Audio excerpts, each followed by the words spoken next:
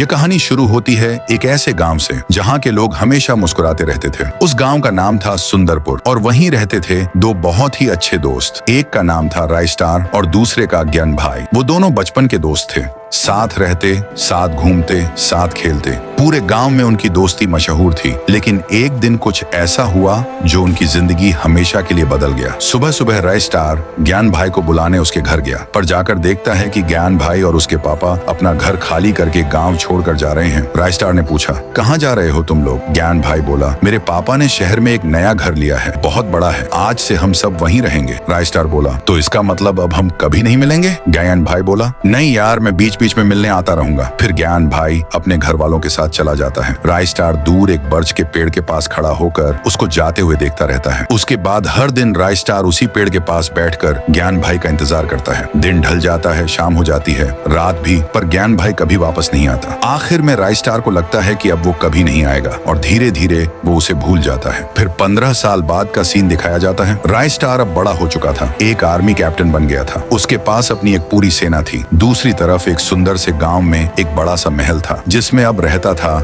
ज्ञान भाई, जो अब एक अमीर आदमी बन चुका था। उसके पास पैसों की कोई कमी नहीं थी, लेकिन एक मुश्किल थी जिसका नाम था विक्रम। विक्रम एक खतरनाक इंसान था। उसकी नजर ज्ञान भाई के पैसों पर थी। ज्ञान भाई इस वजह से हमेशा टेंशन में रहता था। फिर एक दिन वही होता है जिसका डर था। विक्रम और उसके गुंडे गांव पर हमला कर देते हैं। हर तरफ अफरा तफरी मच जाती है। गुंडे लोगों को मारने लगते हैं। ज्ञान भाई समझ जाता है अब उसका बचना मुश्किल है। वो तुरंत अपने एक आदमी से कहता है, इस गांव से बहुत दूर एक छोटा सा गांव है, वहां मेरा एक पुराना दोस्त रहता है, उसके पास जाओ और बोलो कि मुझे उसकी मदद चाहिए। वो आदमी बाइक लेकर निकल पड़ता है रायस्टार के गांव की तरफ। उधर दूसरी तरफ रायस्टार अपने आर्मी कैंप में सोल्जर्स को ट्रेनिंग दे रहा होता है। तभी एक लड़का आता है और कहता है, मुझे ज्ञान भाई ने भेजा है, हमारे गाँव में एक गुंडे ने हमला कर दिया है, अब सिर्फ आप ही हमारी मदद कर सकते हो। रायस्टार सब कुछ समझ जाता है और बिना समय गंवाए अपनी पूरी सेना लेकर निकल पड़ता है ज्ञान भाई को बचाने। इधर विक्रम ने ज्ञान भाई को पकड़ के जेल में डाल दिया होता है। विक्रम कहता है,